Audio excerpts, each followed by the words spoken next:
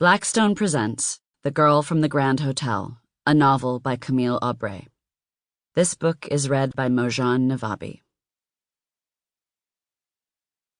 For Jean-Jacques, Yvonne, Pierre, François, and all my dear friends at my home away from home. Prologue. The French Riviera, late August, 1939. In the summer of 1939, Hollywood invaded the French Riviera.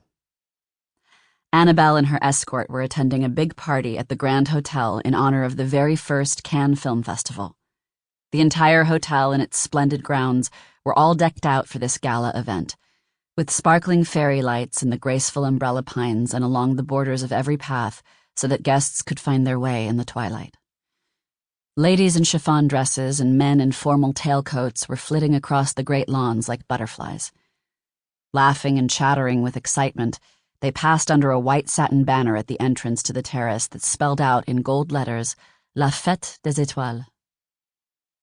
The celebration of the stars, someone translated in a shout, and everyone was eagerly scanning the crowd in search of the human stars to be honored tonight, those mysterious Hollywood actors who'd be here in the flesh instead of flickering elusively on the silver screen.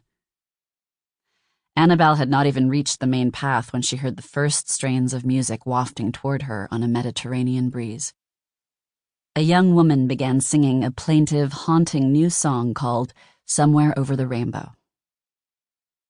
But instead of hurrying to catch up with the other partygoers, Annabelle, dressed in a blue-violet gossamer gown and matching satin shoes, laid a gloved hand on her escort's arm to detain him, explaining that she'd forgotten something.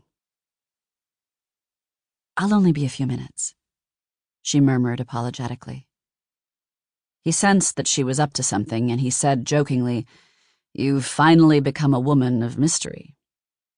Then he added gently, "And I'm not sure I like it." But he waited there patiently, taking the moment to smoke a cigarette and gaze upward at the real stars in the sky.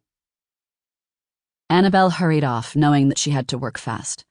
She glanced over her shoulder to make certain that no one was watching, even though the hotel guests and the staff would all surely be preoccupied with this party tonight.